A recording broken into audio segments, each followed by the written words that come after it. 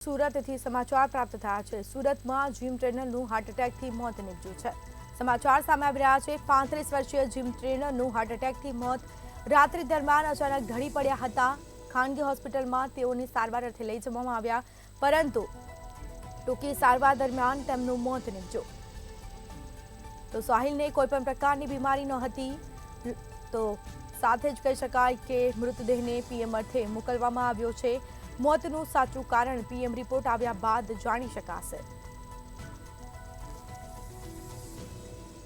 તો સમાચાર પ્રાપ્ત થયા છે। સુરતમાં જીમ ટ્રેનરનું હાર્ટ એટેકથી મોત નીપજ્યું છે। 35 વર્ષીય જીમ ટ્રેનરનું હાર્ટ એટેકથી મોત રાત્રિ દરમિયાન અચાનક તેઓ ઢળી પડ્યા હતા અને જે બાદ તેમને હોસ્પિટલ લઈ જવામાં આવ્યા, પરંતુ ટૂંકી સારવાર દરમિયાન તેઓ મોતને ભેટ્યા। તો જીમ ટ્રેનરના મોતથી પરિવાર શોકમાં ગરકાવ થયો છે। તો સાથે જ કહી શકાય મૃતદેહને પીએમ અર્થે હોસ્પિટલ લઈ જવામાં આવ્યો। મોતનું સાચું કારણ પીએમ રિપોર્ટ આવ્યા બાદ જાણી શકાશે। તો સુરતમાં જીમ ટ્રેનરનું હાર્ટ એટેકથી મોત નીપજ્યું છે। 35 વર્ષીય જીમ ટ્રેનરનું હાર્ટ એટેકથી મોત નીપજ્યું। રાત્રિ દરમિયાન અચાનક તેઓ ઢળી પડ્યા હતા। ખાનગી હોસ્પિટલમાં તેમને સારવાર અર્થે લઈ જવામાં આવ્યા, પરંતુ ટૂંકી સારવાર દરમિયાન તેઓ મોતને ભેટ્યા। યુવકના મોતથી પરિવાર શોકમાં ગરકાવ થયો છે। તેમને કોઈપણ પ્રકારની બીમારી નહોતી। મૃતદેહને પીએમ અર્થે હોસ્પિટલ ખસેડવામાં આવ્યો। મોતનું સાચું કારણ રિપોર્ટ આવ્યા બાદ ખબર પડશે। પીએમ રિપોર્ટ આવ્યા બાદ સાચું કારણ જાણી શકાશે। વધુ વિગતો માટે સંવાદદાતા દિવ્યેશ પરમાર આપણી સાથે લાઈવ જોડાઈ ગયા છે। જી, સુરતમાં જીમ ટ્રેનરનું હાર્ટ એટેકથી મોત નીપજ્યું, શું માહિતી? ચોક્કસથી જે પ્રકારે છેલ્લા ઘણા સમયથી સુરત શહેરની વાત કરીએ તો હાર્ટ એટેકના કિસ્સાઓમાં વધારો થઈ રહ્યો છે, અને તેમાં પણ ક્યાંક ને ક્યાંક લોકો જે છે તે મોતને ભેટી રહ્યા છે। ત્યારે ફરી એક વખત સુરતમાં એક જીમ ટ્રેનર જે છે તેમનું હાર્ટ એટેકના કારણે મોત થયું હોવાનું પ્રાથમિક તારણ સામે આવી રહ્યું છે। કારણ કે જે પ્રકારે રાત્રિ દરમિયાન આ જીમ ટ્રેનર છે તે પોતાનું જીમ વર્ક પતાવીને ઘરે આવ્યો હતો, ને ત્યારબાદ જમી અને પોતાના છાતીમાં દુખાવો થવાની ફરિયાદ સાથે બેભાન થઈ ગયો હતો। તે દરમિયાન તાત્કાલિક તેમને હોસ્પિટલ ખસેડવામાં આવ્યું હતું, પરંતુ જ્યાં ટૂંકી સારવાર દરમિયાન તેમનું મોત થયું હતું। એટલે કહી શકાય કે ડોક્ટરે જે છે તે હાર્ટ એટેકની આશંકા વ્યક્ત કરી છે, પરંતુ આ મોતનું સાચું કારણ તો પીએમ રિપોર્ટ આવ્યા બાદ જ માલુમ પડશે।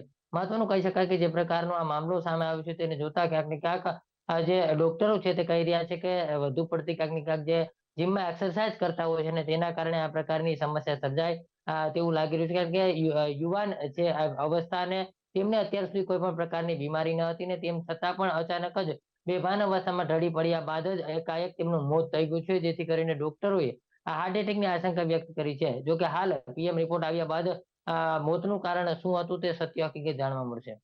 જી જી, કહી શકાય છે કે બેઠાડું જીવન જે જીવતા હોય છે તેઓને હાર્ટ એટેક આવતા હોય છે, પરંતુ તેઓ તો જીમ ટ્રેનર હતા, તમામ એક્સરસાઇઝ પણ કરતા હશે, તો પણ તેમને હાર્ટ એટેક આવ્યો?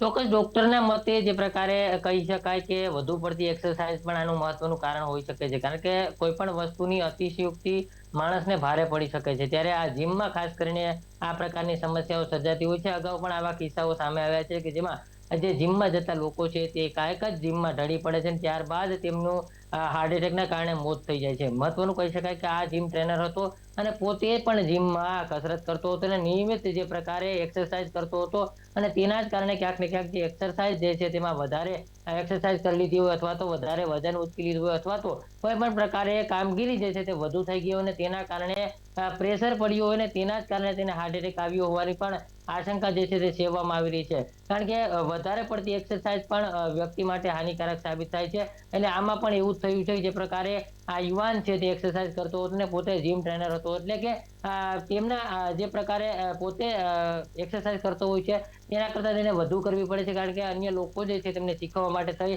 અને તેમને પણ ક્યાંક ને ક્યાંક માર્ગદર્શન આપવાનું હોય છે, અને આ માર્ગદર્શન દરમિયાન તે વધારે પડતી એક્સરસાઇઝ કરી લેતો હોય છે, અને તે પણ ક્યાંક ને ક્યાંક મહત્વપૂર્ણ સાબિત થતું હોય છે। કારણ કે હાર્ટ એટેક પાછળ વધુ પડતી એક્સરસાઇઝ પણ સાબિત થઈ શકે છે। કારણ કે જે પ્રકારે આ સમગ્ર મામલો પુરવાર સામે આવ્યો છે તેમાં અગાઉ પણ આ પ્રકારે કિસ્સા સામે આવે છે, જેમાં અનેક લોકો જે છે તે એક્સરસાઇઝ કરતા હોય છે ને જીમમાં ઢળી પડે છે, ત્યારબાદ હોસ્પિટલ લાવે છે ને ત્યારે તેમનું હાર્ટ એટેકથી મોત થયું હોઈ શકે છે। ત્યારે આમાં પણ એવી શંકા વ્યક્ત કરવામાં આવી રહી છે, કારણ કે મોડી સાંજે આ વ્યક્તિ જીમથી પોતાના ઘરે પરત ફર્યો હતો ને છાતીમાં દુખાવો થયા બાદ અચાનક જ બેભાન થઈ ગયો હતો ને તે દરમિયાન હોસ્પિટલ ખસેડાયા બાદ ડોક્ટરે મૃત જાહેર કર્યો હતો. જેથી કહી શકાય કે આ યુવાન જે છે તેમના મોતની પાછળ હાર્ટ એટેક જવાબદાર હોવાનું ક્યાંક ને ક્યાંક ડોક્ટર પ્રાથમિક કારણ આપી રહ્યા છે. કારણ કે વધુ પડતી જે જીમમાં એક્સરસાઇઝો થતી હોય છે ને તેના કારણે ક્યાંક ને ક્યાંક હૃદય જે છે તે બંધ પડી ગયું હોય ને તેના કારણે પ્રેશરથી આ પ્રકારે હાર્ટ એટેક આવ્યો હોવાની આશંકા અત્યારે સેવામાં આવી રહી છે. જી, કેટલા સમયથી તેઓ જીમ ટ્રેનર હતા?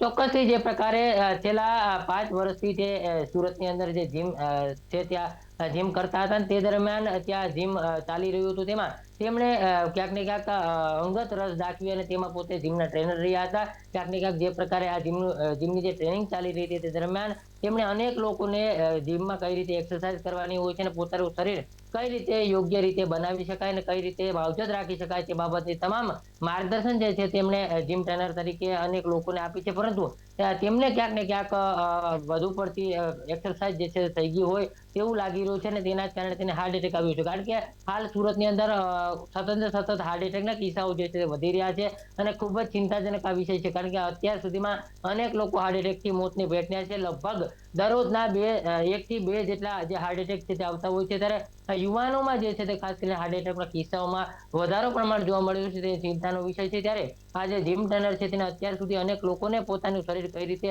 સાચવી શકાય અને કઈ રીતે બીમારીઓથી દૂર રાખી શકાય તેવું અનેક લોકોને સમજાવ્યું, પણ આખરે પોતે જે છે તેનું હાર્ટ એટેકથી મોત થયું છે અને પોતે હાલ મોતને ભેટ્યા છે. ત્યારે તેમના મોતનું સાચું કારણ તો પીએમ રિપોર્ટ આવ્યા બાદ જ માલુમ પડશે.